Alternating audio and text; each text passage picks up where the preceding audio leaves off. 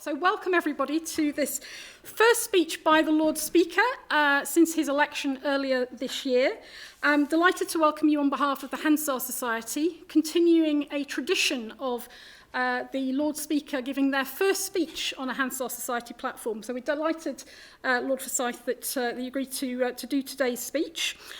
Should say there's a slight end of term feeling around Westminster that you may have picked up on your way in, but their lordships are continuing for another week, so the holiday has not yet started at this end of the building. So with that, without further ado, can I welcome the Lord Speaker to talk to us this evening about his early thoughts on the future of the House of Lords. Thank you.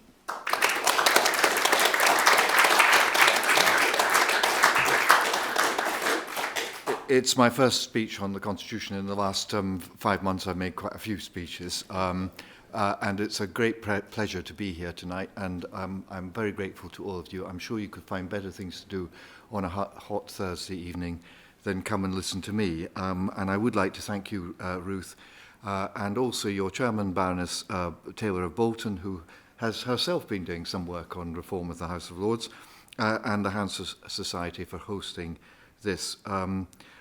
I'm planning to make a series of speeches because I think people perhaps are not as familiar with the work of the House of Lords as they should be, and quite a lot of people who are considering proposals for its future are included in that category. Now, over the last 10 years, as all of you know, the United Kingdom has undergone a period of political turmoil, the like of which has not been seen in generations. A country which had 6 prime ministers in 40 years, from 1976 to 2016, is about to welcome its 6th in a decade. Surveys regularly record alarming levels of distrust in politicians and in politics generally.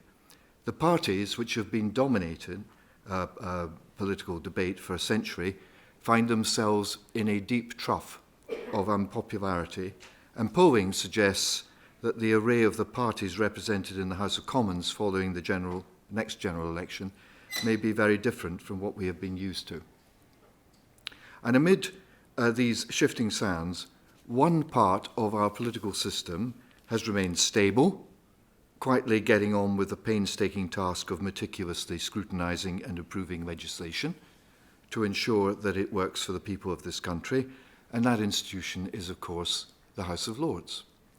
In his book, How Westminster Works and Why It Doesn't, the political commentator Ian Dunn singled out the upper house as the one functioning part of our constitutional arrangements, describing it as conducting its vital work with diligence, expertise, and independent-mindedness, and acting, and I quote, with a seriousness that is absent almost anywhere else in the political system. The House of Lords regularly sits later than the House of Commons, which today, as you pointed out, Ruth, begins its summer break, and I believe that we're also going to sit an extra 2 days in September as well. We deliver many hundreds of amendments each year to improve legislation. Despite having more members than the Commons, and even more it seems today, its cost to the taxpayer is around a quarter of the lower house. And yet we're repeatedly told that the House is in urgent need of reform, that it's too large, that its members are too old, that they need the mandate of elected status, that the system by which they were appointed is not fit for purpose.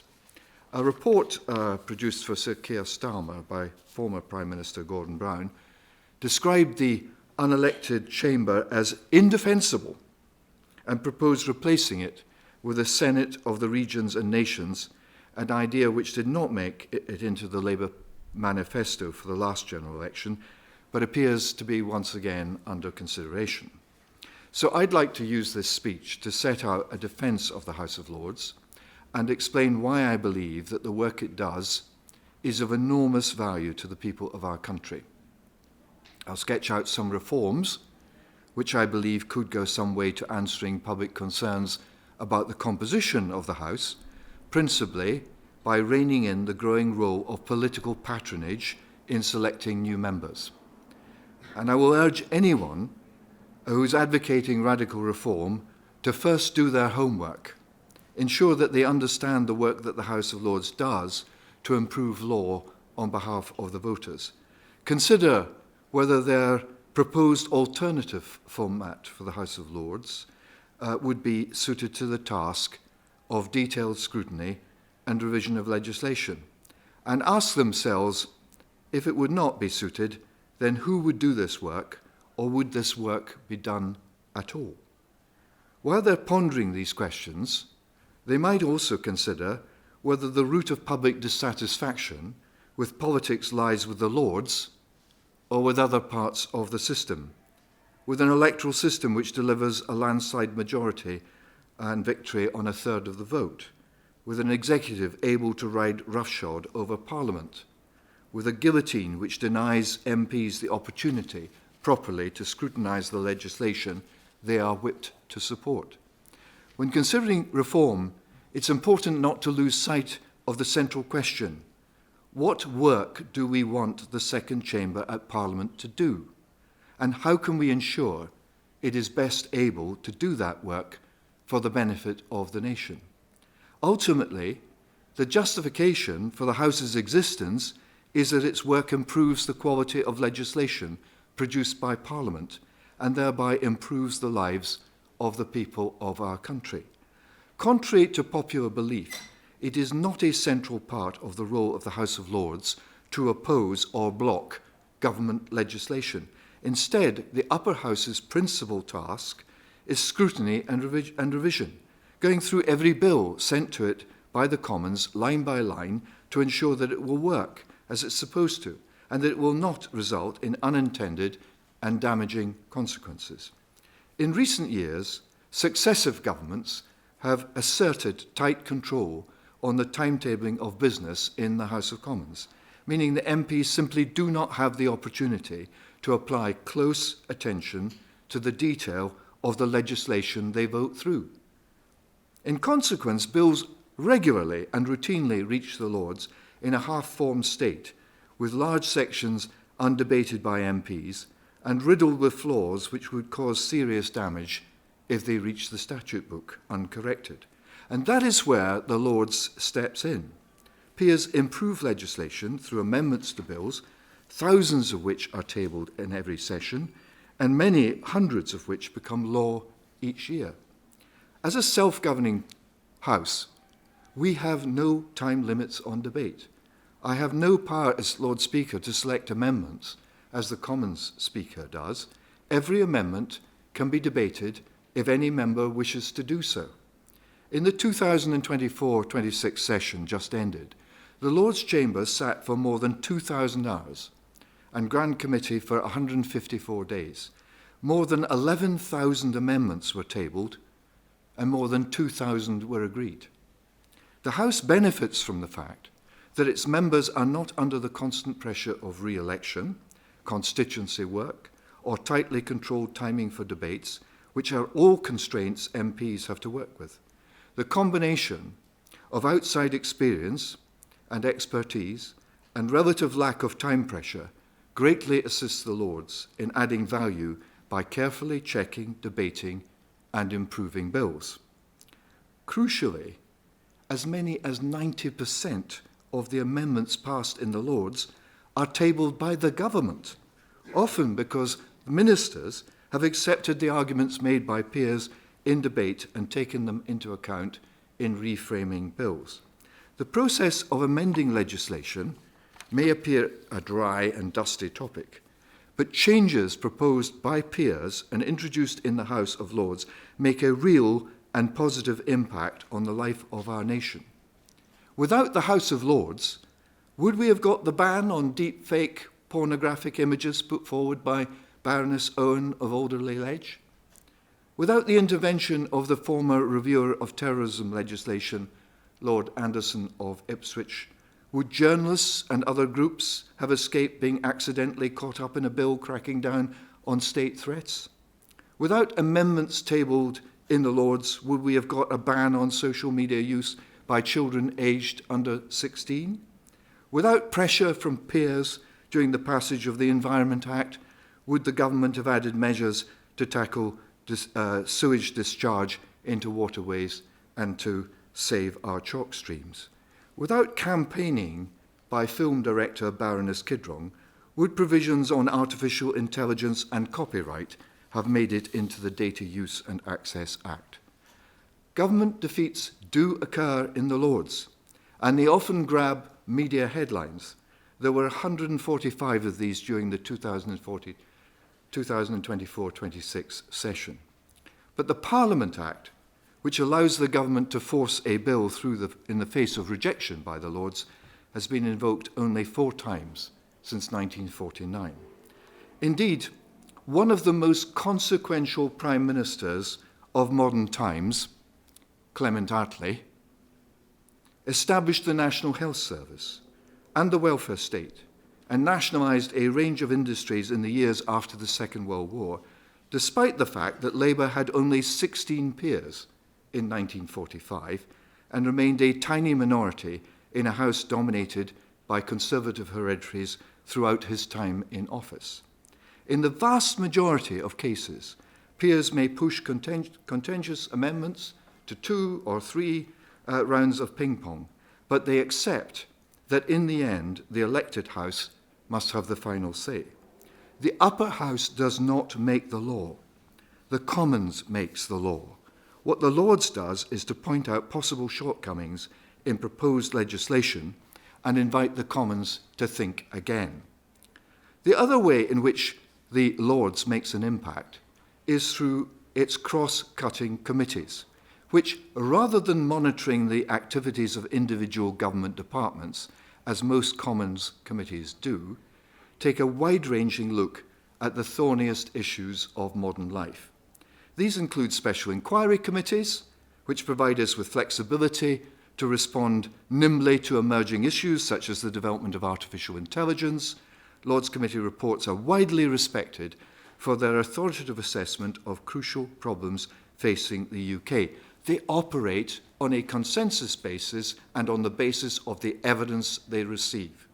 For instance, as long ago as 2015, the Lords Economic Affairs Committee raised doubts over the economic viability of the HS2 rail link, doubts which have been amply borne out by subsequent events.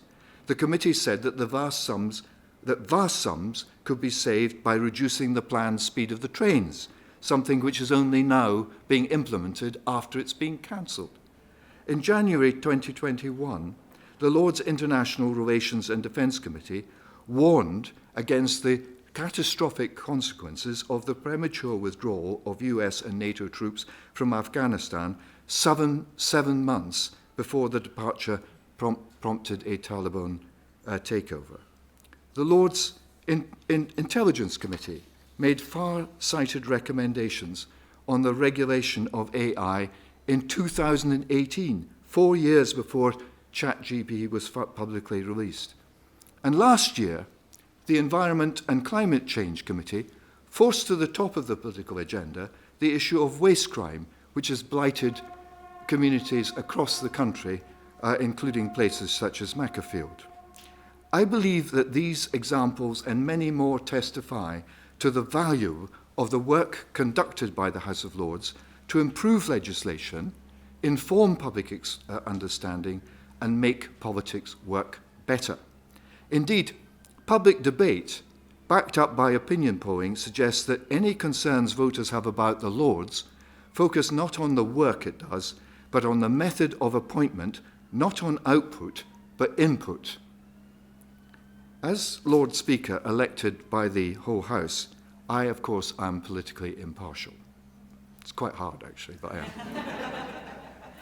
But it is my duty to speak out if I see the arrangements which enable the delivery of that high-quality work being put at risk. And I want to first examine the most frequently invoked proposal for change, a move to an elected second chamber, whether elected directly by voters or indirectly through nominations from national and regional parliaments, assemblies and councils. House of Lords is certainly unusual globally in being an entirely appointed second chamber, but it doesn't automatically follow that this unique status is inappropriate for the job which it's asked to do. Direct elections to the upper house are not as universal as many assume. Among the 78 bicameral legislatures worldwide, just 20 are wholly directly elected, while the rest have different proportions of appointed and directly or indirectly elected members. Germany's Bundesrat and France's Senate are made up of delegates selected by local and regional councils. Ireland has senators representing different industries and professions. Those arguing for a move to a directly or indirectly elected upper chamber would have to answer some tough questions about the impact that this would have on the nature of the House and the kind of work it would be able to perform. Would an elected upper house attract members with the same high levels of expertise, experience as the current Lords? Or would it be dominated by career politicians using it as a stepping stone to the House of Commons?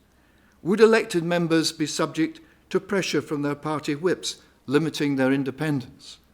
Would elected members be willing to focus on scrutiny of legislation? Or would they concentrate on constituency work and media appearances to boost their chances of re-election?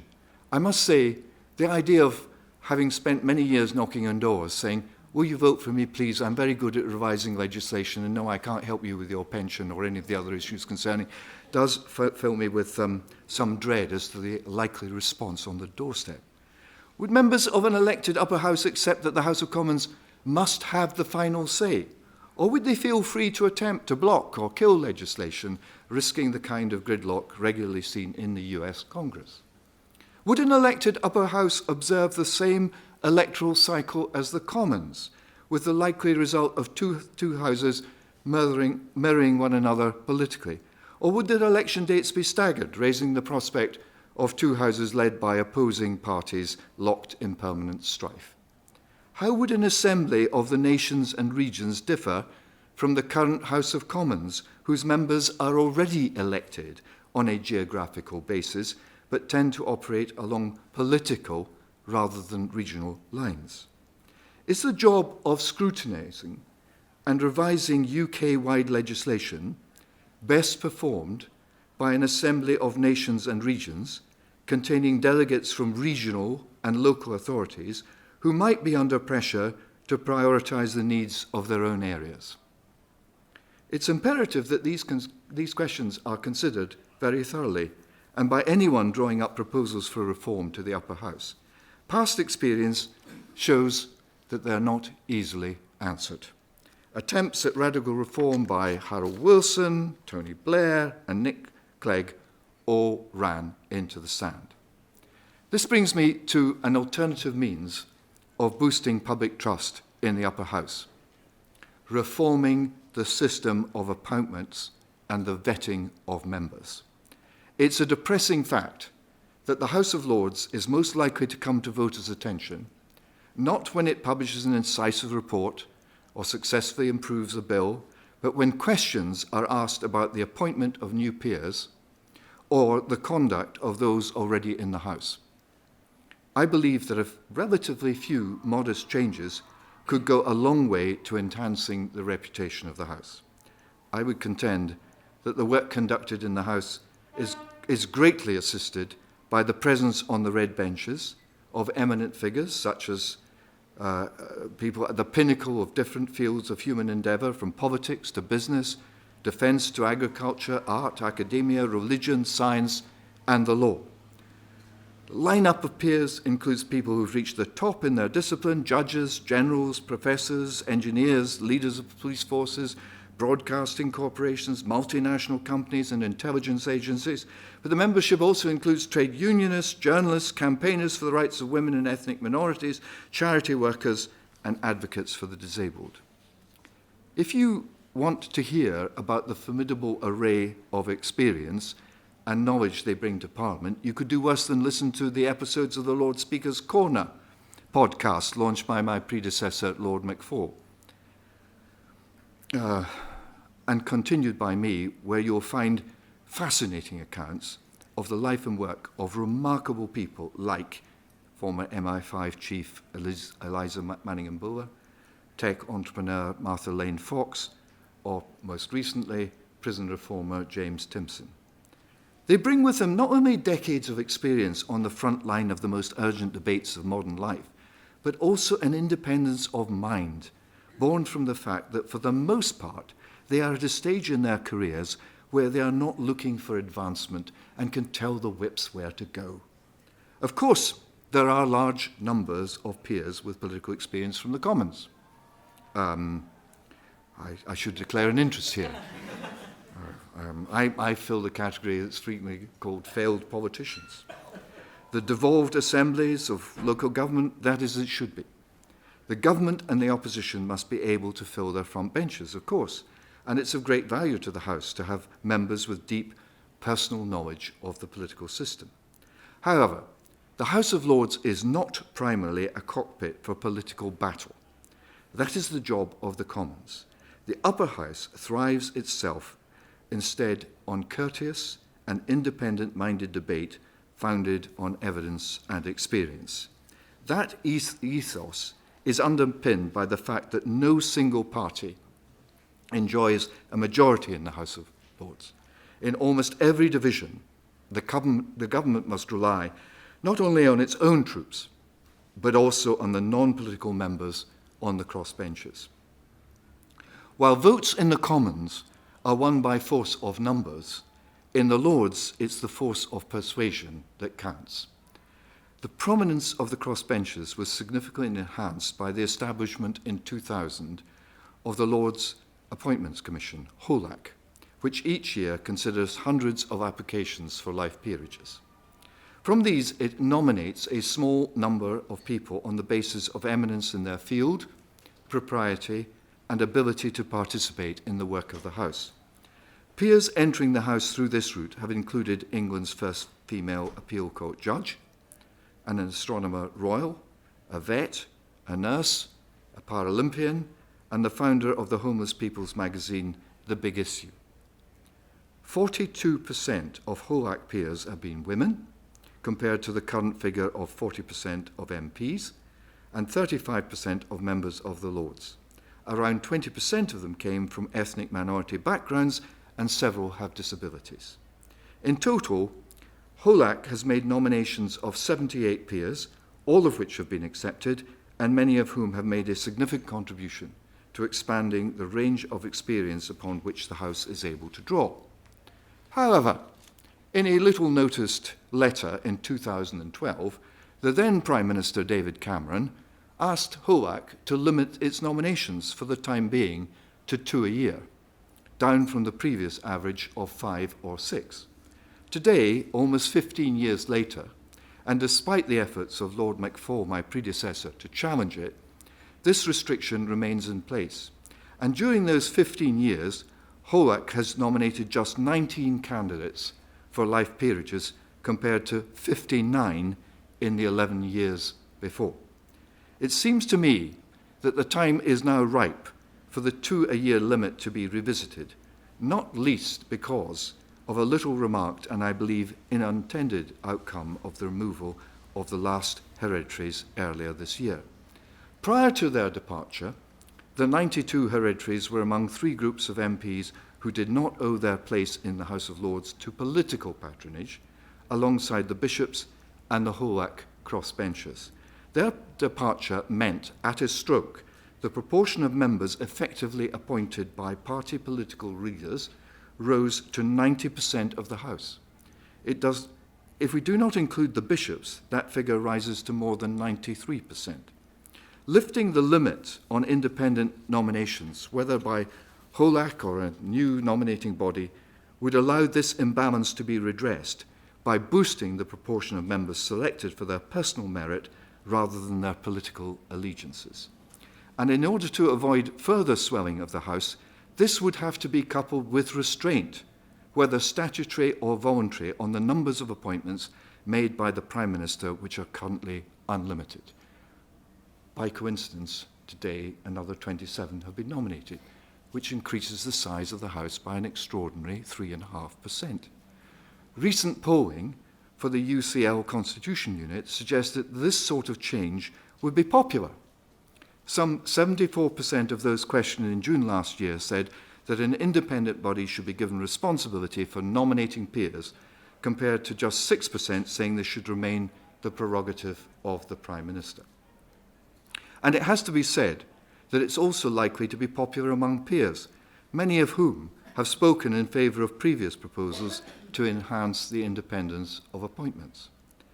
If independent nominations were expanded, the Prime Minister could give the nominating body a new remit to identify gaps in expertise and tailor its choices to fill them, allowing the recruitment of experts on hot topics like artificial intelligence, autonomous weaponry, medical innovation, climate science or migration, and others to replace the knowledge of agriculture, heritage and rural life that was lost with the hereditaries. To those concerned about representation at Westminster of the nations and regions of the United Kingdom, I would suggest that a responsibility could be formally placed upon the independent nominating body to ensure better geographical balance on the red benches. Meanwhile, public concern about the appropriateness of some of the appointments to the Second Chamber could be addressed by extending its power to vet political nominees. At present, those nominated by the Prime Minister and other party leaders are checked only for propriety, effectively whether they have a criminal record and whether they pay their taxes.